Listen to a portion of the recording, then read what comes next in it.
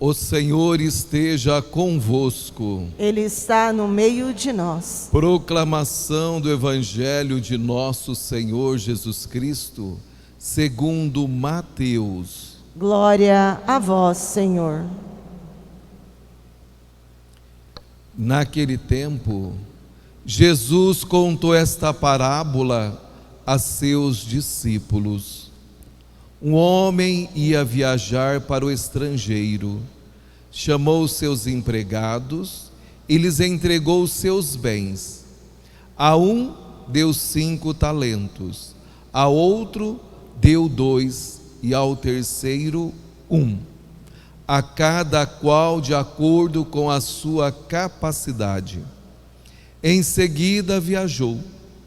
O empregado que havia recebido 5 talentos saiu logo, trabalhou com eles e lucrou outros 5.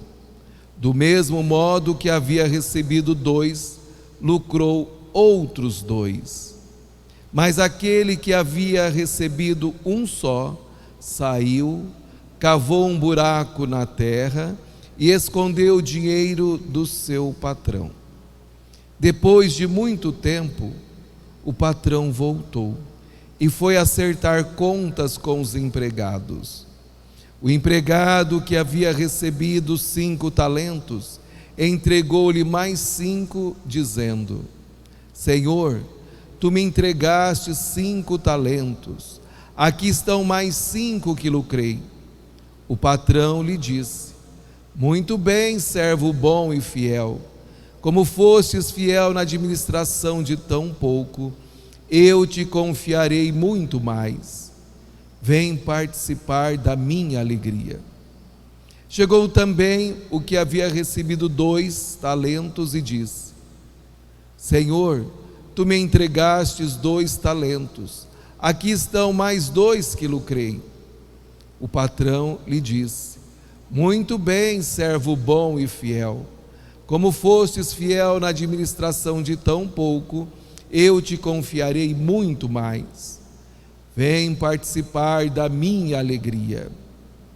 Por fim, chegou aquele que havia recebido 1 talento e disse: Senhor, sei que és um homem severo, pois colhes onde não plantaste e ceifas onde não semeaste.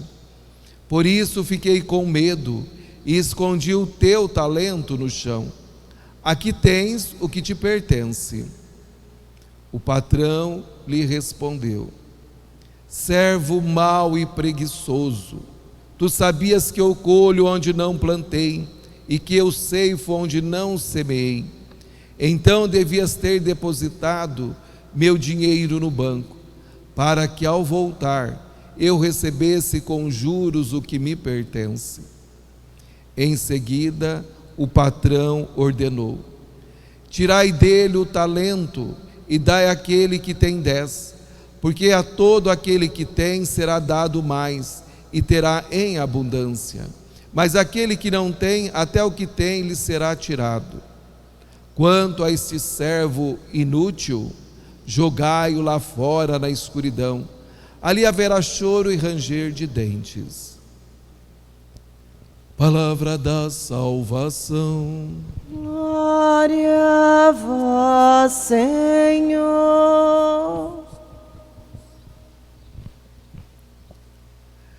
Meus queridos irmãos e irmãs, estamos no 33º domingo do tempo comum.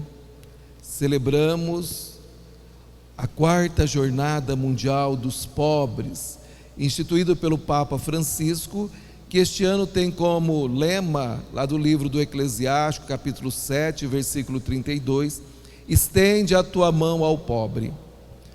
O Papa Francisco nos diz que mesmo em tempos de pandemia, é preciso estender a mão, pois é um sinal de proximidade, de solidariedade e amor.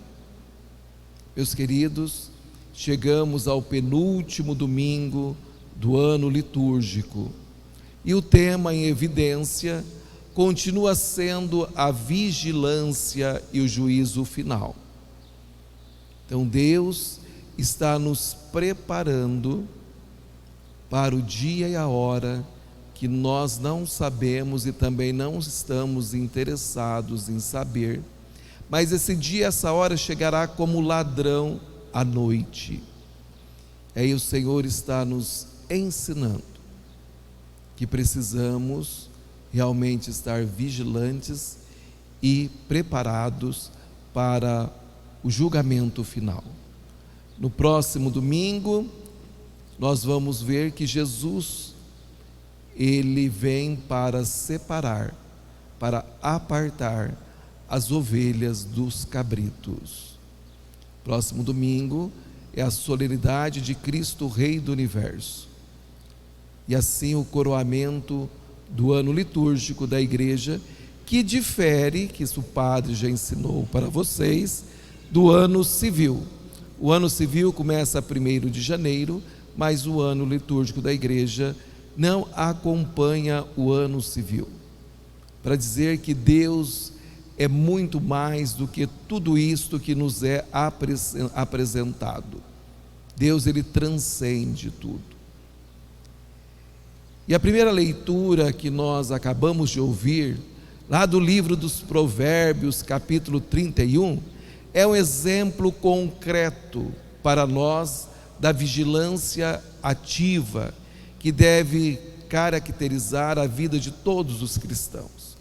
A palavra apresenta a figura de uma mulher forte, uma mulher virtuosa, e que alguns desses valores nos asseguram a nossa vida, e que essa mulher nos apresenta a felicidade, o êxito e a realização pessoal. Uma mulher virtuosa, forte, batalhadora, ela é o orgulho do coração do seu marido, da sua família,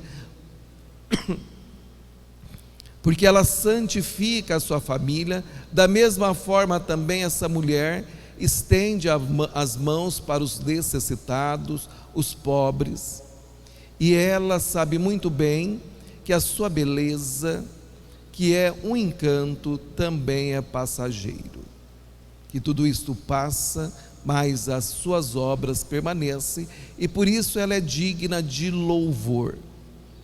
É uma mulher santa, e que é exemplo para todos nós, porque nós somos chamados a sermos santos. Já na segunda leitura que nós a ouvimos, da primeira carta de São Paulo à comunidade tessalônica, capítulo 5, deixa claro que o importante não é saber quando virá o Senhor pela segunda vez.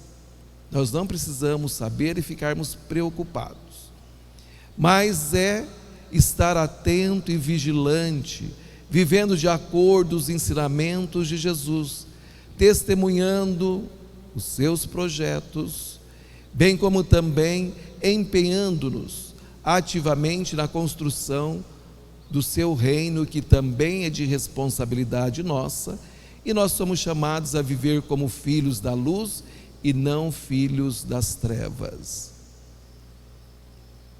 E aí nós ouvimos o Santo Evangelho, a parábola dos talentos, Mateus 25, de 14 a 30, que nos faz refletir sobre os dons que Deus nos concede e sobre a forma que nós colocamos em prática esses dons. Nós ouvimos falar dos talentos. Os talentos na época de Jesus nada mais era do que uma medida, e que equivalia mais ou menos, só para você ter ideia, esses bens que o patrão confia aos seus servos. A palavra estava dizendo empregados, mas empregados muitas vezes na nossa cabeça moderna, vamos pensar em alguém que tem os seus direitos garantidos. Não, estamos falando da época de Jesus Cristo, que eram escravos, não pela cor, mas escravos pelo próprio domínio do império. E esse patrão, na sua generosidade, ele vai fazer uma viagem e ele decide deixar os seus bens com os seus escravos, para que eles possam tomar conta. E esses talentos equivaliam a mais do que 30 quilos de ouro. Então, para você ver que era uma quantidade enorme que o patrão confia a esses 3 empregados. E ele confiou de acordo com as suas habilidades, as suas capacidades. A um ele confiou 5 talentos, a outro 3 e a outro 1 talento. Quer dizer, o patrão depositou total confiança na vida dos seus empregados. Um patrão generoso, um patrão preocupado com os seus empregados. Depois de um grande tempo, dessa viagem que ele foi fazer para o estrangeiro, ele volta. E aí é o momento da prestação de contas. E neste momento da prestação de contas, lá vem os servos para prestar contas. Aquele que ganhou os 5 talentos vem feliz da vida e dizer para o patrão que ele multiplicou. Da mesma forma também aquele que ganhou 2 talentos vem e fala para o patrão que ele multiplicou, ele trabalhou, ele não teve preguiça.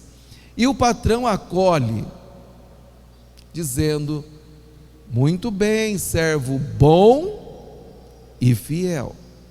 Como você soube administrar tão pouco, com pouco que eu deixei, eu vou te dar muito mais. E aí convidou para participar da sua alegria. Já vemos aí uma intimidade do patrão com o empregado, um relacionamento.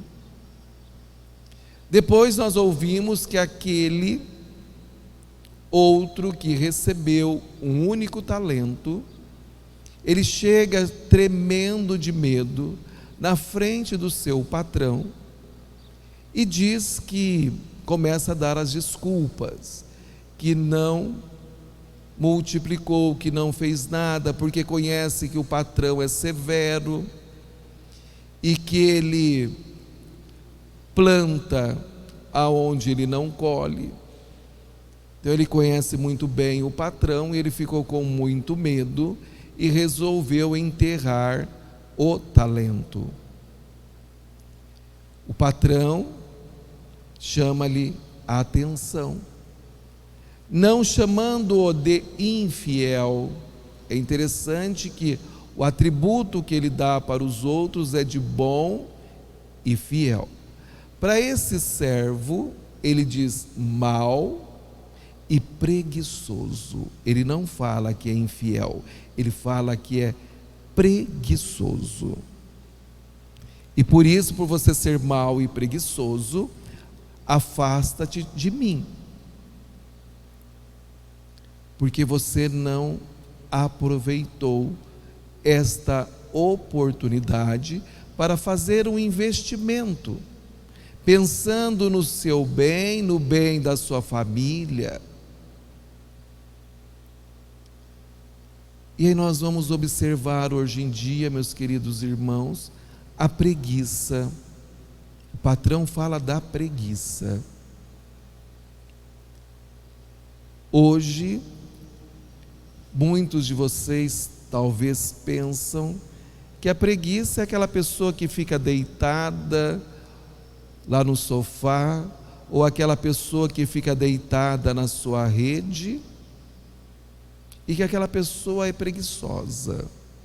Não, talvez ela esteja descansando, porque existe uma preguiça ontológica, encarnada na mente do ser humano.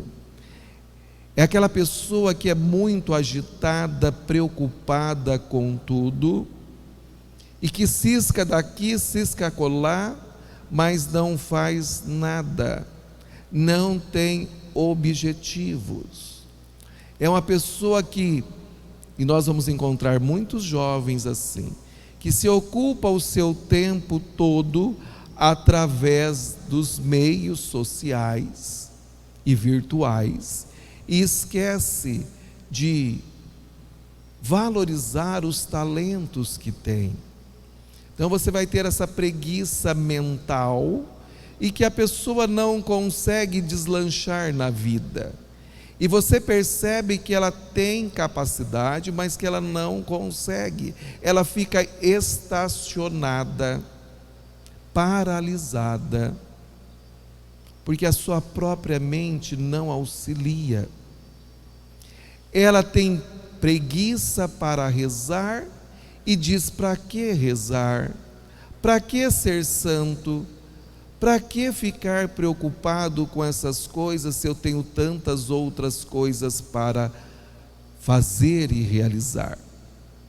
E nós ouvimos no Salmo, bem como também na oração inicial: felizes são aqueles que trilham seus caminhos com o Senhor. Então a própria palavra vem nos dizer que felizes são esses. Caso contrário, nós não somos felizes, buscando outras coisas. A felicidade nós vamos encontrar na pessoa de nosso Senhor Jesus Cristo. Nós ouvimos muito bem, como o padre já falou para vocês, o patrão é o próprio Deus. Os empregados, os servos, os escravos somos nós. Então, quer dizer, Deus deposita neste banco da nossa vida talentos, dons, e que isso inicia lá no dia do nosso batismo. E aí nós vamos caminhando, e conforme nós vamos caminhando, nós somos chamados a frutificar em boas obras. Nós somos chamados a desenvolver esses talentos, esses dons que Deus nos deu, e não deixar enterrados. Enterrado é o preguiçoso que faz. Ele não tem expectativa de vida.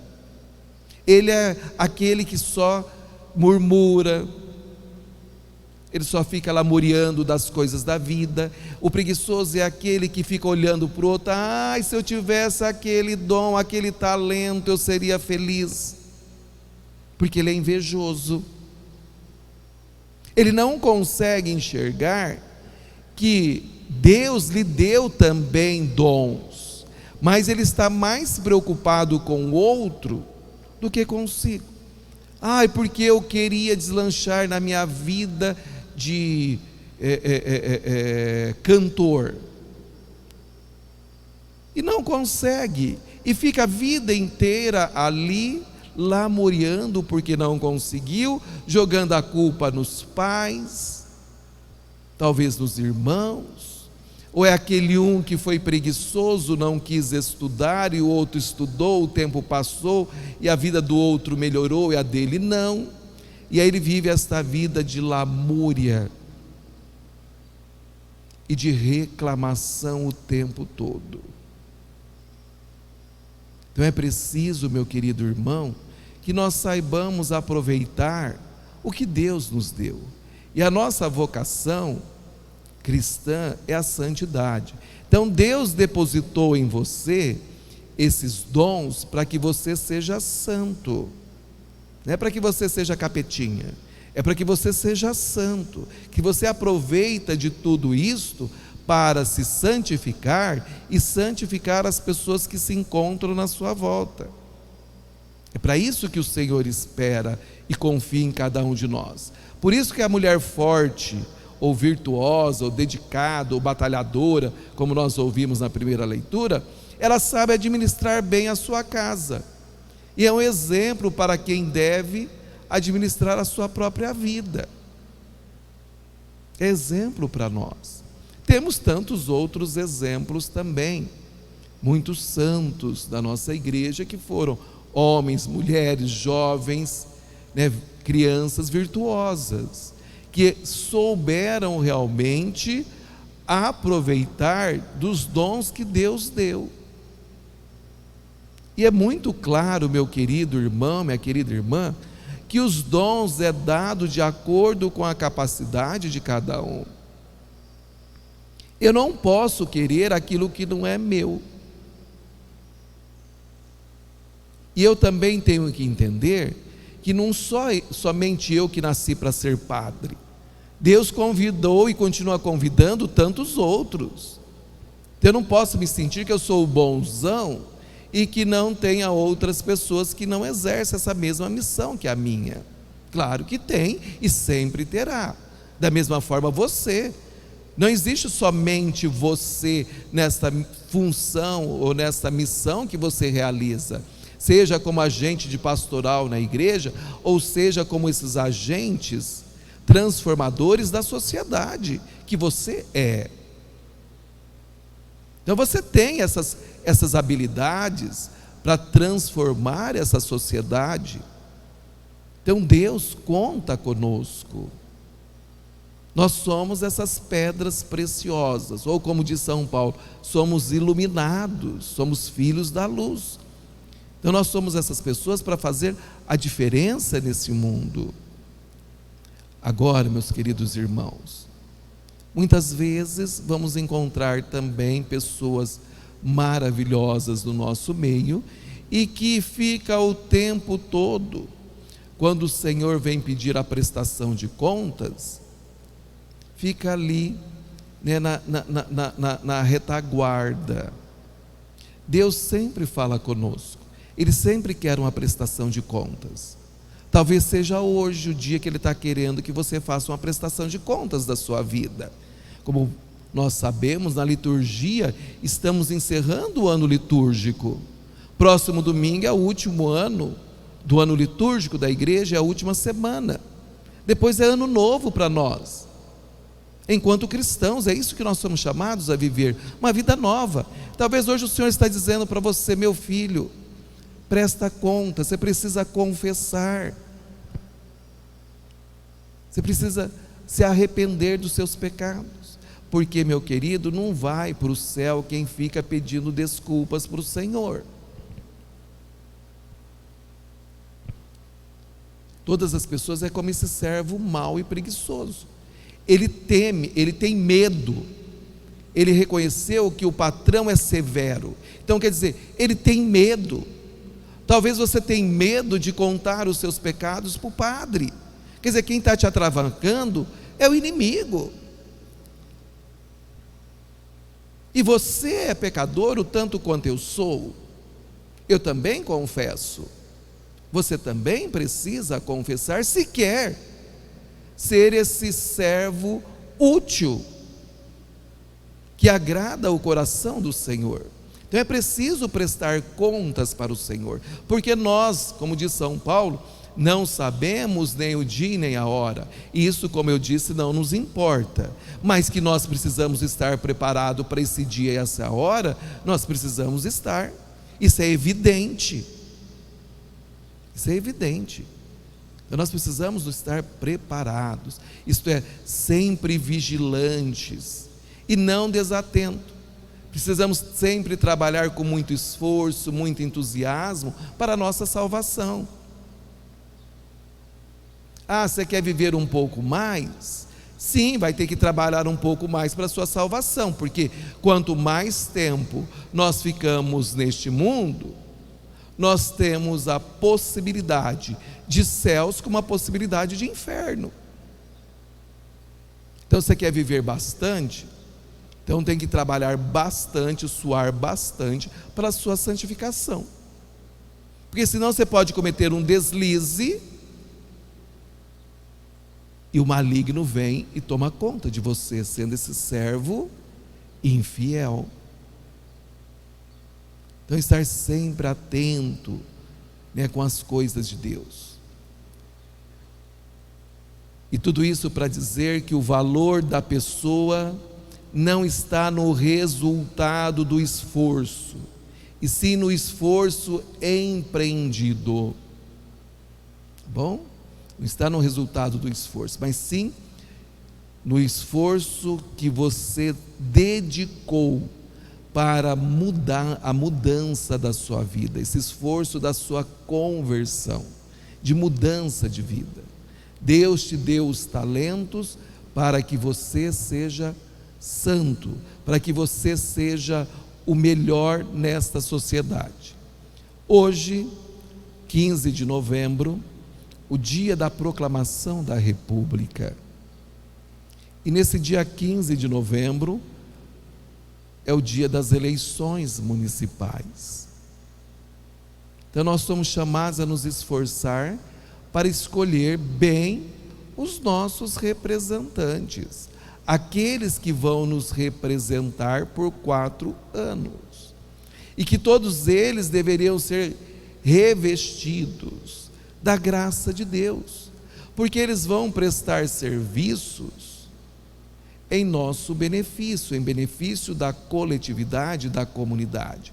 Eles vão administrar aquilo que é nosso, que é os nossos impostos, não para o seu bem próprio, como muitos pensam, mas sim para o bem da coletividade. Da mesma forma também, você que quer ser santo e que Deus te deu os talentos, você também não pode ser um eleitor corrupto, que vai atrás do candidato querendo benefícios e, além de tudo, vai atrás desse, daquele outro. Creio eu que nesta noite das trevas, essa noite que nós vivemos, deve ter já acontecido muitas coisas, como a gente diz, na calada da noite. Quer dizer, quantas pessoas devem ter se perdido no decorrer desta noite, e que se acham que são santinhas, e que se você perguntar para elas, elas querem ir para os céus, mas elas não estão usando de acordo os talentos que Deus deu para elas. Elas não estão vivendo de acordo como filhos da luz, mas sim como filhos das trevas. E o inimigo larga elas pensando desta forma, achando que é uma serva, um servo bom e fiel. Por quê? Para que ele possa ser seduzido cada vez mais, e assim o inimigo vem e engole totalmente a pessoa. E aí você pensa que aquela pessoa é maravilhosa, é uma pessoa boa, e na realidade as suas intenções, o seu coração está cheio de traquinagem. E são nessas coisas pequenas. E aí depois, o que acontece? Esses servos ficam lá muriando, que a vida não está boa, mas se venderam. Aí depois fica reclamando do prefeito e dos vereadores, mas a pessoa se vendeu. Como que ela depois tem o direito de reclamar de algo que o outro comprou? Então nós somos esses servos de Deus. Então nós moramos nessa sociedade que não é uma sociedade totalmente justa, é uma sociedade injusta e corrupta, mas os filhos da luz são chamados a fazer a diferença nesta sociedade. Sempre disse para vocês e continuo dizendo, os cristãos são pessoas idôneas. Se você não é uma pessoa idônea, você precisa se converter, meu querido irmão. Não pensa que você que católico é qualquer um, ou você acha que as outras igrejas que surgiu há pouco tempo, elas que devem nos ensinar. Não.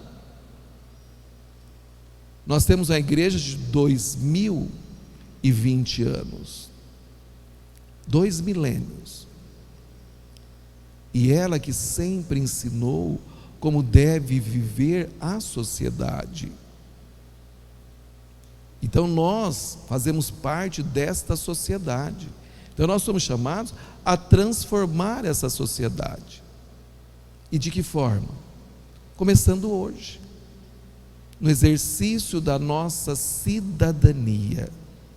É um exercício da nossa cidadania, aonde esses candidatos apresentaram os seus projetos. Os candidatos apresentaram para você o que eles vão trabalhar no período de 4 anos. É o trabalho deles. Eles apresentam um projeto. Assim como Jesus Cristo nos deu o seu projeto de vida e salvação, os candidatos também apresentou um projeto. E você vai ver qual dos projetos é o melhor para o bem do nosso município. É assim que nós somos chamados. E depois, com a autoridade de cidadãos cristãos, de cobrar se não realizou aquela promessa. Porque eu depositei em você, meu querido, ou minha querida, a confiança de você executar esses projetos. Então nós somos chamados, meus amados irmãos, a fazermos a diferença. Nós fazemos parte de um país que é uma república democrática. Então nós somos chamados a lutar pelas coisas preciosas que Deus nos deu, que somos nós, os filhos da luz, bem como também tantas outras coisas belas que existem na sociedade e que os cristãos que são vocês fazem parte para santificar essa sociedade, evangelizando tantas outras pessoas que não conhecem Jesus Cristo como deveriam conhecer. Então que você sinta hoje e sempre abençoado e agraciado por Deus. E não se esqueça, Ele confiou em você e depositou na sua vida muitos dons, para que você possa florescer e frutificar com boas obras. Amém.